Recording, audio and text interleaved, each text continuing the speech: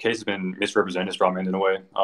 When my opponent argues that I have only relied on our understanding of causation to support the first premise, I think that I have in no way argued that a material cause is necessary for anything. For example, look at the quantum level of quantum vacuum fluctuations causing the temporary existence of virtual particles popping into existence. The particles are themselves new creations caused by vacuum fluctuations.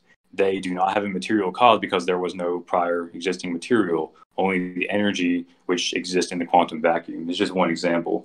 Energy is material.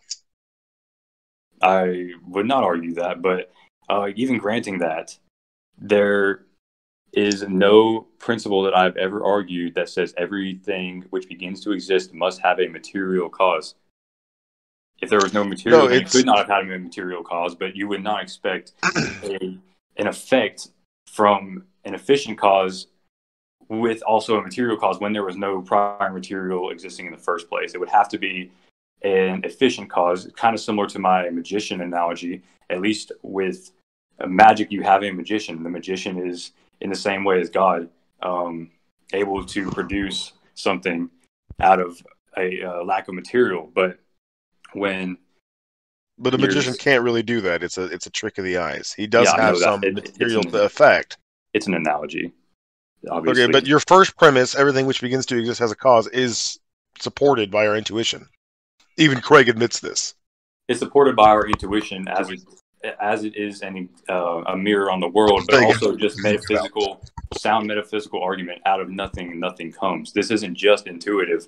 It wouldn't make sense. So if you picture... If we were to apply that consistently, then God couldn't create the universe out of nothing, because out of nothing, nothing comes. Well, God is not nothing. Is he creating the universe out of himself? No, he is creating... When I say God is not nothing, I'm saying when I say things cannot begin to exist out of nothing, I mean without an efficient cause. God is the efficient cause. Therefore, it's not nothing. Okay, well, everything which begins to exist doesn't just have an efficient cause. It has an efficient cause and a material cause. The universe would be the sole exception to this principle. Everything that we have experience with which has a cause has both, not just one or the other. Sorry, say that last part again. Everything we have experience with, everything that you have ever observed or interacted with, has both an efficient and a material cause, not just one or the other. You are arguing for a different set of rules for the universe. I'm not arguing that because everything in the universe has a material cause, that the universe itself has a material cause. That's exactly my point, Adam. You are arguing that the universe itself can have just an efficient cause, whereas everything else we've ever had experience with has both an efficient and a material cause. Okay, but the universe doesn't have to have a material cause, but it does have to have an efficient cause. Just because everything in the universe has and you have no justification for that. You have no justification for that. Why? How can you explain how nothing would begin or would cause something to become existing? Let me give an analogy. How can you explain how God could affect nothing to generate an effect? Let me give an analogy real fast. So imagine you have two people discussing World War II, and one is saying nothing stopped the German advance on the Russian army, and the second person says, "Oh, phew! I'm so glad that the advance was stopped." And the first person says, "No, I said nothing stopped it." And the second person says, "Yeah, so it was stopped." The first person says, "No, if I say nothing stopped the German advance, it means it was not stopped. So if I say nothing caused the universe to come into existence, it did not come into existence. However, with an efficient cause, it still can come into existence. There does not have to be a material cause. I've never argued that, and I would not support that." Yeah, I could play that same analogy and say that if the universe was caused to exist out of nothing, the universe wasn't caused to exist. Or if God acted on nothing to create the universe, then he didn't act. It's logically synonymous. You are attempting to play a different set of rules by invoking the rules that we understand, cause and effect. But it's not just cause and effect, it's cause, affect, effect. There has to be something being affected to generate an ultimate effect. The universe, if at some point it did not exist, couldn't have come into existence out of nothing. God had to affect something. What is it that he affected? I think you are completely mistaken with the idea that God had to affect something. There's no metaphysical law that said that there had to be something there to be affected. Because if Okay, something sure. begins to exist, if something begins to exist at all, then there doesn't necessarily. For example, look Adam, at abstract object, Adam, contingent abstract objects. So, for example, the Adam. equator of the Earth. Let me finish. The equator of the Earth, for example, is a contingent abstract object. It is not made out of any material, but it still has an efficient cause, which is the Earth beginning to exist, which causes the equator to begin to exist. Beethoven's Fifth Symphony. It is not material. The notes on the page are not the same as the symphony itself, nor are the instruments, nor are the people playing it. It is an abstract object which is not material, but still began to exist. Okay. Well, what's funny though is that William Lane Craig is a nominalist. Are you?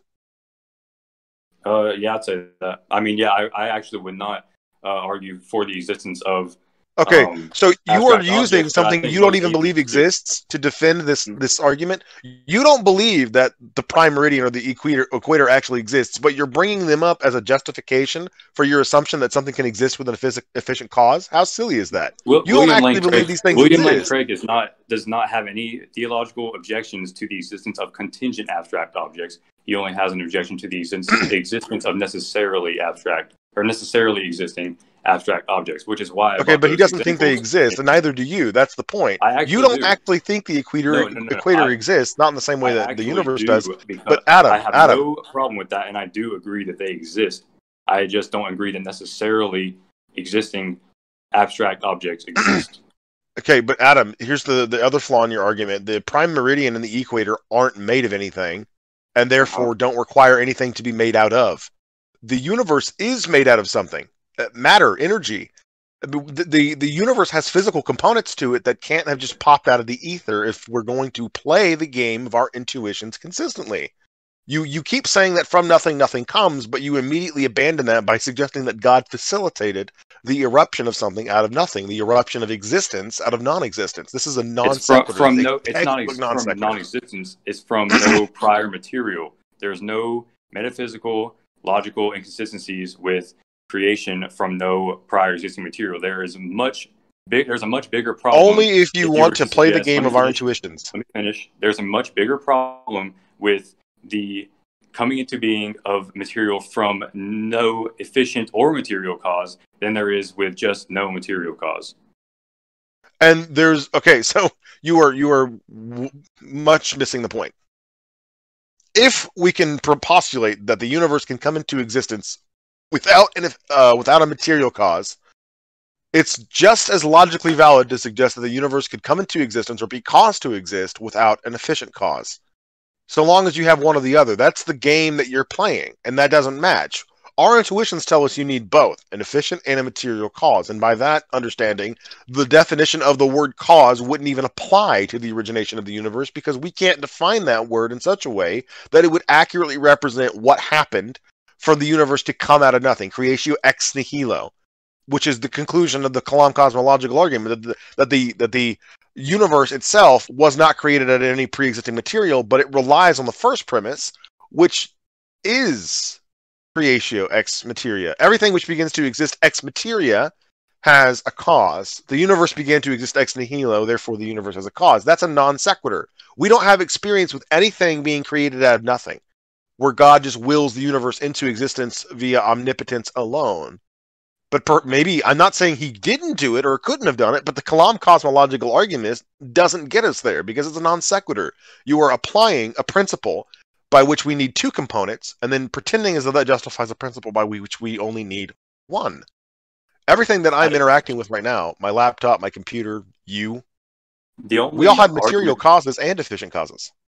The only arguments that I have used that invoke the scientifically or inductively invoke the coming into existence from material causes are my two scientific defenses, which is one, we don't see anything popping into being all the time uncaused, such as tables, chairs, buildings, planets. We don't have any evidence of things beginning to exist all the time without an efficient cause, which suggests that or a material cause. Stop jettisoning that. To exist without an efficient Adam, cause. stop jettisoning the material cause. Everything that you just mentioned also has a material cause. Yes, it does because it's in the universe. But if it could come in, if it popped into being without an efficient cause, we would suddenly say that the first premise was not necessarily true.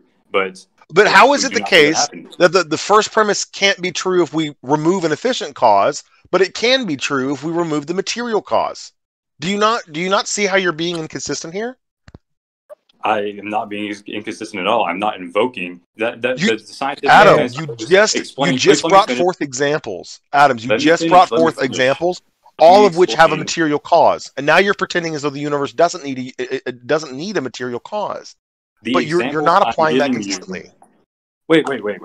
If these objects were to pop into being in space, first of all, this is only one side of my objection or response. If these objects were to pop into being in space, they could not have a material cause, because if they were in space, that is where there is no material for there to be a cause. Secondly, I specifically gave those examples to suggest that these are the only arguments which I am giving which invoke our current sense of cause and effect, which require a material cause. However, my philosophical defense, ex nihilo nihil fit, out of nothing nothing comes, does not require our basic understanding of cause and effect with a material cause to support the premise. So, hold on, let me get a drink of water. My mouth is dry. There also might be a little bit of confusion here. Could you guys go ahead and define like what an efficient cause is?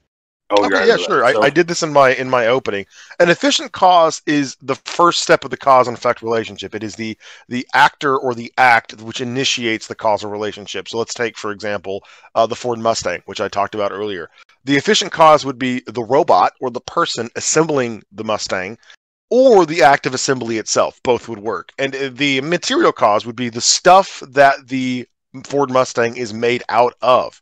The leather, fiberglass, metal, aluminum, rubber, all that stuff, which by themselves are not a Ford Mustang, are now reassembled to become a Ford Mustang.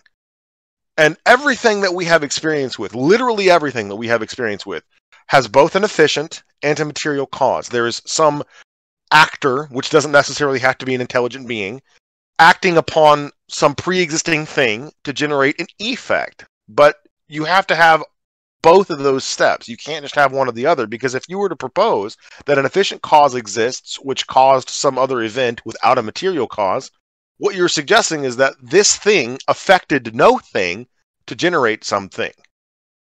That doesn't make any sense. It's immediately incoherent, but that's what Adam is arguing, that God created the universe out of nothing by affecting nothing. That's not something that we have experience with, nor could we even begin to comprehend, and it is wildly inappropriate to suggest that our understanding of cause and effect could logically conclude that God could create something out of nothing. I mean, he keeps repeating, from nothing, nothing comes. Yeah, I'm going to agree with that. I think I see your problem. You're invoking our scientific understanding of cause and effect to explain the metaphysical understanding of cause and effect that we have. I think... I'm just invoking your intuition, which is what you're doing. You can't... Wait, what did you say? I'm invoking your intuition, which is what you're doing and what Craig does when he... I'm not invoking intuition at all. I'm invoking metaphysics. Sound observation, or not observation, sound metaphysical deduction that has never been... It's not sound. You're not soundly deducing this. Yes, okay. Have you ever pictured something trying to come into being with a material cause, but without an efficient cause? It makes far less sense. Exactly. It makes far less sense for that to happen than for something to come into being with an efficient cause than without a material cause. So no, they both make equally no sense at all. Let me finish. For something to come into being with an efficient cause and without a material cause makes much more sense than something to come into being without either. What you're saying is it makes less sense for you to hit a home run without a ball than it does for you to hit a home run without a bat. No, neither one of them make any sense. They're both equally incoherent. A material cause generating an effect... In my defense, your worldview is much more incoherent than mine is. Even if you were to argue that they were equally incoherent. No, you don't have any substantiation for that. Okay, so I first of all, I don't think that the universe just had a material cause. I don't think the universe was caused. I think that it's silly and naive of us to apply the word cause to the whole of reality itself without modification, because that's just not something we can understand, which is something even yourself are arguing because you think God is playing by a different set of rules. Everything we have experience with is creatio ex materia, creation out of material. Okay, these causal relationships are relationships. They require two things to be there. And I am your not arguing that suggestion, because things have material causes in the universe, that therefore we know that the universe has a cause. That is not my I know you're argument. not arguing that. That's the problem, because your first premise, everything which begins to exist as a cause, is justified by our intuition that that's true. But that's not 100% true. Everything which begins to exist ex materia has a cause. That's what our intuition tells us, because things which exist ex materia are things we have experience with. We don't have experience with anything that was created out of nothing or creatio ex nihilo. So how can we possibly apply what we know about creation from materia to creatio ex nihilo? That doesn't follow. That is by definition a non sequitur. Our intuition that things begin to exist with a material cause. Honestly, I disagree that that's our intuition. I could certainly Really? So picture can you something. provide me an example of anything that you've ever observed or interacted with that came into existence without a material cause? I'm not saying I could, but what I'm saying is that it's not necessarily okay. intuitive. I'm saying it's not intuitive. So I'm saying that I would more closely be able to imagine something with an efficient cause without a material cause coming into being, rather than something without any cause coming into being. Yeah, I don't disagree you could do that, but that's because you came to that conclusion before you ever generated the argument. You are funneling toward a pre-assumed conclusion. My point is that argument does not soundly get us there. That's been the argument from the outset. I understand that you believe God exists and you think that that's somehow more reasonable, that God could affect nothing to create something, then nothing could be affected by nothing to create something. I mean, they're both equally nonsense to me, but to you, you think the one is more, one is somehow more justifiable than the other, which you have yet to demonstrate. And I'm fine with that. Whatever, you can believe a God exists, but that's why you are funneling toward that direction. You have a pre-conclusion, and you were trying to use the Kalam to get there. But what I'm pointing out to you is that it does not get us there soundly. The premises do not line up together. Premise 1 and premise 2 are talking about two entirely different versions of the word begin. 1, to begin out of material, or to begin out of something else. And 2, to begin out of absolutely nothing. God affected nothing and facilitated the eruption of existence from non-existence. I would be happy if you were to substitute the second, the way you are implying that I'm using the word cause in the second premise, just substitute that into the first premise. Okay, well, let's play that then. Everything which begins to exist ex nihilo. No, I'm saying... Or everything which begins to exist ex nihilo has a cause. Here's what it will look like. If the universe began to exist ex nihilo, then the universe has a cause. If the universe began to exist ex nihilo, if the universe began to exist ex nihilo, therefore the universe has a cause. Now, how do you justify that the universe began to exist? Well, let's assume the universe did begin to exist ex nihilo. How do you justify that it needs a cause? Where are you extrapolating from to justify that? Because if it did not have a cause, then it would be caused by nothing, and for it to be caused by nothing, it would never have begun to exist. You have no problem with it being created out of nothing. You have no problem with it being creatio ex nihilo, created out of nothing, but you're stuck up on this idea that it couldn't have come from nothing. What sense does that make? When I say ex nihilo, I mean without material. I'm not saying without an efficient cause. You're equivocating yourself. It's still coming from no thing. God is acting on no thing and somehow facilitating the eruption of existence from non-existence. He's acting on no material thing, sure, but he is certainly... And to act on nothing is the same thing as not acting at all. That is not true. If I you literally used an analogy to get there the same way that I just did. When you talked about World War II and you talked about the invasion, to say that nothing caused the invasion is to say the same thing as that the invasion didn't happen at all. Well, to say that nothing was affected to create the universe is the same thing as to say that the universe wasn't created at all. You made a statement that says if I act on nothing, that is the same as saying nothing. I haven't acted at all. If I wave my hand, I have acted. I have waved my hand, but I haven't acted on anything. No, your neurons acted on your nervous system to move your hand through the air, which displaced air, and caused your hand to move from one location to the other. All of that was acting on something to generate an effect. You are literally proposing absolutely nothing was acted upon. Absolutely nothing was affected, and that generated an effect. Even if I granted that God could somehow do that because he's all-powerful, it wouldn't matter, because we can't get there with our intuitions. We can't justify creatio ex nihilo by appealing to everything which exists, to our understanding, that we have access to, which exists ex materia. That's the point that I'm making. They are non sequitur. Just listen one more time. Premise 1, everything which begins to exist ex materia has a cause. That's justifiable, because that's what we have experience with. I know you're not. I know you're not arguing that. Because you're not arguing it consistently. That's my point. When you say everything which begins to exist has a cause, you are appealing to everything that we have experience with. Literally everything we've ever interacted with or observed, and everything that we've ever interacted with or observed exists or began to exist ex materia. Fine, but we aren't justified in saying we aren't anything which began to exist ex nihilo has a cause. But you don't have any justification for that, because we have no understanding of how creatio ex nihilo could operate, because it's pure speculation. We don't have to have an understanding of how it would operate, because the alternative is that it came about from no efficient cause, which is much more absurd. No, I don't think it is. You haven't justified that. You have not justified why it is more absurd for God to hit a home run without a ball than it is for a home run to be hit without a bat.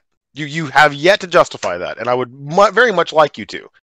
Your analogy is not good, because we're not dealing with baseball. You're removing one of the components from the equation, so yeah. 2 + 2 equals 4. Now you're just saying 2 + equals 4.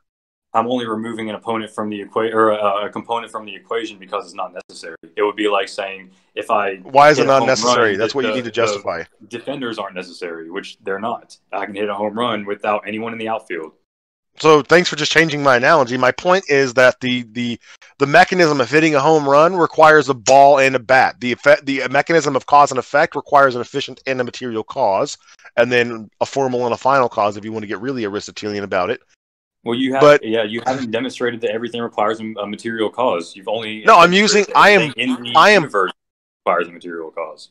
I am playing the game that you are. I'm appealing to my intuition. That is what Craig says justifies the causal principle, and it's what you said justifies the causal principle in your first and your second monologue. So your opening and your rebuttal, you appeal to intuition twice. But my intuition does not permit something creating out of nothing. That is not something that I could even remotely comprehend, let alone intuit. Everything I have experience with creates ex materia. You're appealing to observation, not to intuition. Our intuitions are formulated by our observations, which is why I made the note of pointing out that our intuitions don't have a very impressive track record when it comes to coming to reliable conclusions about nature. It was our intuition that led us to believe the sun is orbiting the Earth. That I see. Okay, that's also due to observation. I see where the problem is. Our intuitions, I would argue, are at their most underlying basic components are always right. These are the laws of thought. It's not my intuition that things can begin to exist out of nothing in any capacity, regardless of whether or not they have one or two causes. Well, then you shouldn't believe that the universe began to exist. I don't. I mean, if you want to go there, yeah, I don't. I don't think the second premise is valid. I don't think the universe began to exist because the way in which we use that word wouldn't apply to something coming from absolutely nothing. So you think that the universe started to exist but never began to exist? No, I don't. Has a first moment in time, or does it not have a first? No, I don't. I don't think that. I don't think that the universe can in any way be described using cause and effect, because we're necessarily talking about a temporal relationship between two things which exist. And if the universe is the summation of everything that exists, what sense does it make to say it itself was caused? Because everything that we know about cause and effect demands that there be antecedent material and action to generate an effect. But that isn't what you're arguing. And I don't care. I mean, I'll grant you that creatio ex nihilo is possible. It's incoherent. It's not something that we can understand. And it's most certainly not something that we can extrapolate to using our understanding of cause and effect. We don't get using there. The term incoherent. Incoherent would mean something that's against the laws of logic. Something that has an inherent contradiction. There's no inherent contradiction. Yeah, there is. No, there's not. There is no logical contradiction that says that Yeah. things cannot be created ex nihilo. It is only a contradiction of science, basically saying that Wait a minute, hold comes on. into exist from no prior existing material does not seem scientifically possible. Okay. Setting that aside for a moment, again, you were the one defending from nothing, nothing comes, and then immediately abandoning that when you invoke God. But God isn't a something in the way that we understand that word to mean. God and he being wasn't the efficient affecting cause anything. is certainly not nothing. I don't see what you don't understand about But that. he's not. If he was the only thing that existed, he would be affecting nothing to create the universe. The material of the universe, the matter and energy and everything that we experience and interact with, that isn't God. That's something that God created. And the question is, out of what did he create that? Your answer to that question is nothing.